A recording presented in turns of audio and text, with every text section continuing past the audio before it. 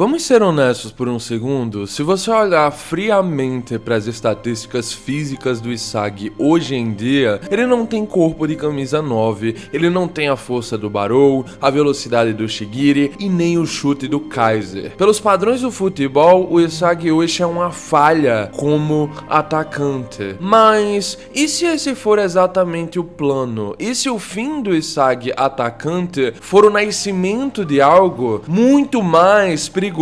Hoje nós vamos fazer uma análise tática sobre a evolução de posição do Yoshi, vamos entender por que virar um falso 9 ou um meio armador pode ser a única forma dele sobreviver e conquistar tudo aquilo que almeja ou não. Ok, pessoal, se você quer entender o futuro do nosso protagonista, não se esqueça de se inscrever no canal caso seja novo e se já é de casa, deixar o like. Vamos começar com o fato técnico. O Isagi não briga tanto fisicamente na área. Por quê? Porque ele está conectado diretamente com o conceito tático mais letal do futebol moderno, o falso 9. Diferente do Barou ou do Kaiser, que são superiores na parte frontal do campo, o Isagi recua muito mais para a construção de jogadas, até porque o Japão depende dessa variação dele. Nos acostumamos durante a Liga Negoísta a acompanhar esse Yoshi. Diferente do que muitos podem pensar, isso não é ser meio campista, isso é ser um criador de caos. Na tática real, é praticamente o que o Messi fazia no auge do Barcelona. Ele sai da marcação dos zagueiros que ficam sem saber quem marcar e surge como um fantasma na grande área ou entre as linhas do meio de campo, criando vantagem numérica nas construções de jogadas. Então, tecnicamente, o Isagi nunca foi realmente exatamente um centroavante, né? Aquele atacante mais tradicional. Só que com o passar do tempo, eu acredito que através do domínio das armas daqueles que ele teorizava serem melhores que si próprio e usava como base para evoluir seu futebol, Yoshi acabou que não só copiando e transformando as habilidades, mas também por uma parte acabou copiando apenas as ambições. Veja bem, o objetivo do Isagi sempre foi ser atacante. Entretanto, o estilo de atacante que ele queria se tornar foi se moldando ao experienciar o Rin e o Kaiser. E isso é o que se tornou o problema, dado que ele não tem e nunca terá os componentes que fariam ele 100% natural a esse estereótipo de jogador. Eu não estou dizendo com isso que ele não pode ser atacante, mas sim que ele não pode ser o atacante que ele acha atualmente que deveria ser. Ele está olhando de uma forma muito direta para essa questão e não é mistério nenhum ele estar tão frustrado ao se deparar com a filosofia do Hugo. No capítulo 334 ele não tirou isso da cabeça e acabou fazendo a jogada errada justamente por não estar com o seu ideal completamente formado. Só que o Hugo está realmente correto? Muita gente pode pensar, se o Isagi aceitar as palavras do Hugo, ele provavelmente vai se tornar um meia. O Hugo não trabalha ali como atacante, né? Já vimos isso. O trabalho do meia é servir. Ele é o garçom. O prazer dele é ver o sistema funcionar e a bola chegar limpa pro artilheiro. O Hiyori, na minha opinião, é um meia. O Ness é um meia. Eles jogam para alguém. Agora, na situação do Isagi, o Isagi não recua para ajudar o time em específico. Ele recua para usar o time. Essa é a chave da nossa análise tática de hoje. Se você pegasse um possível mapa de calor do Isagi, o que perceberíamos provavelmente é como várias áreas do campo estariam em tons mais avermelhados. São locais onde ele está mais presente, ou seja, ele está em todo lugar. Mas a mentalidade ainda é 100% de atacante. Por quê? Por causa do seu cérebro. Ele precisa estar atrás para que a jogada saia a partir dele. Participando do início do produto é muito mais fácil de se prever o resultado. Ele participa de todas essas etapas e tem quem diga que ele seria de muito mais uso se fosse limitado apenas à construção, como o Hugo traz essa questão falando sobre ser o número 2. Mas a diferença brutal nessa questão é a seguinte: por exemplo, o Kaiser é um atacante muito mais clássico, né? Ele sempre estará pronto para marcar e o resultado é o que importa. O Isagi, na minha opinião, é um atacante muito mais moderno. Ele nunca conseguirá realmente se estabelecer nessa lógica porque o cérebro do Yoshi e o Blue Lock não permitem permitem isso. Por mais que o Hugo queira muito mostrar que sua lógica faça sentido, essa questão do destino e etc e tal, e o Yoshi até pudesse proporcionar um bom futebol jogando como esse número 2, é o desejo dele de ser o número 1 que torna o combustível de si próprio inacabável. Eu acho que ter se tornado um dos número 1 do projeto talvez tenha diminuído um pouco essa gana, mas não se enganem, esse processo que estamos acompanhando entre Yoshi e o Hugo serve justamente para evidenciar ao Yoshi que a direção que ele estava seguindo estava errada. Então, tecnicamente falando, o Isagi tem habilidades de meia, como visão, passe curto, mas ele tem a fome de um atacante. No futebol moderno, a gente chama isso de Raumdeuter, que na tradução mais livre é tipo o investigador de espaços, uma função que Thomas Müller consagrou e muito bem no Bayern de Munique, mesmo não sendo tão veloz e intenso como os atacantes mais tradicionais. O Isagi no início da Neo Egoísta não virou meia porque quis, ele virou meia porque ninguém passava a bola pra ele. Ele teve que aprender a função do meio de campo pra poder garantir que a bola chegasse no pé dele na hora do chute. O veredito é o seguinte, gente, ele é um atacante que sequestrou essa função de meia de campo e isso é muito mais perigoso do que ser apenas um atacante padrão. Só que ao mesmo tempo, enquanto Yoshi não percebe isso, ele não tem isso evidente na sua mente e ele continua mirando em algo que ele nunca será, veremos mais e mais fracasso dele ainda. Agora, vamos projetar um pouco sobre o futuro. Pensando na Copa do Mundo Sub-20 e o mercado europeu, qual o valor de mercado desse novo Isagi? Foram 240 milhões, né? Os clubes não estão pagando milhões pelo Isagi porque ele chuta forte. Eles pagam pela adaptabilidade. Se você coloca o Barou num time que não joga pra ele, o Barou afunda. Se você coloca o Nag de antigamente sem um Reu, o Nag simplesmente ia dormir, cair no sono, tá bom? Se você coloca o Rin em algum sistema tático que não se aproveita das suas melhores características, você vai estar o limitando. Mas e o Isagi? Você pode jogar ele no Real Madrid, no Bastard, no seu time de bairro, ele vai devorar o sistema tático e assumir o controle independentemente. O futuro da carreira dele não é ser o artilheiro de 50 gols, por mais que ele queira tanto isso se baseando no Noah, né, o seu ídolo de infância. O futuro dele é ser o coração do time, aquele que bombeia a equipe. Não é à toa que ele recebeu essa nomenclatura. Enquanto o Isagi está perdido, o Japão também se encontra dessa mesma maneira. Afinal, se Isagi está bem, os outros não querem ficar para trás e isso acaba criando uma bola de neve positivista dentro do time. O time só melhora e rende mais futebol. Ao meu ver, ele vai ser o jogador que, mesmo se não fizer o gol, vai ter a maior nota da partida, porque 100% das jogadas ofensivas passam pelo cérebro e pés dele. No mercado profissional, além de único, esse tipo de jogador é insubstituível. O Ego nunca quis criar um simples chutador de bolas. Ele queria criar um egoísta capaz de destruir o futebol japonês e o moldar de uma maneira jamais imaginável. Pensa comigo, um atacante normal vence o zagueiro. O Isagi vence a lógica do que compõe o sistema tático do adversário. A teoria é que o atacante supremo que o Ego sonha não é quem tem o melhor físico, mas quem tem a capacidade de reescrever o roteiro da partida em tempo real. O Isagi está se tornando um deus do campo, algo muito próximo ali daquele momento que o Ego atingiu, mas para que ele possa sequer se colocar nessa posição, ele precisa enxergar de forma direta, tá bom? Que ele não precisa de uma posição fixa. A posição dele é onde a bola precisa estar para o gol acontecer. O fim do Isagi atacante que estamos acompanhando é apenas o começo do Isagi em seu máximo desempenho, aquele que ocasiona mais oportunidades de gol, que é mais letal, ok? O Ego ter apontado nesse último capítulo me trouxe até essa questão em mente. E se dentro dessas próximas substituições que acontecerem nessa partida, ele colocar o Isagi pro meio de campo, não como uma limitação ou uma espécie de rebaixamento por falta de desempenho, mas sim para fazer o Isagi enxergar com outros olhos. Se o Yoshi conseguisse de alguma maneira ter essa perspectiva ambivalente, ataque e meio, o que o Hugo pensa e o que o Ego quer que ele veja, pode ser que finalmente ele poderá reunir as peças sobre sua situação dentro de campo. Já que o Shidou ou o Barou devem estar entrando aí em breve na partida, pra mim faz sentido que alguém tenha que sair do ataque. O Yoshi dificilmente irá pro banco, tá bom? É melhor tirar logo o cavalinho da chuva, é difícil demais isso de acontecer. Então, será que vir pro meio não poderia servir como uma espécie de ensinamento indireto do Jinpachi para ele? Só que ele ia ter que pegar no ar, né? Essa ideia. Ele que ia ter que perceber. É só o que eu imagino, né? De toda forma, hoje o canal Taegin voltará à ativa. Eu vou tentar estar trazendo por enquanto 3 vídeos por semana, tá bom, pessoal? O vídeo de hoje é de Jujutsu Kaisen, não se esquece de passar por lá, mas na sexta-feira tem vídeo de Blue Lock, ok? Caso tenha um interesse, eu tô só avisando aqui, pode passar, garantido, tem vídeo hoje. De toda maneira, até amanhã para mais um vídeo, um grande abraço, valeu, falou e...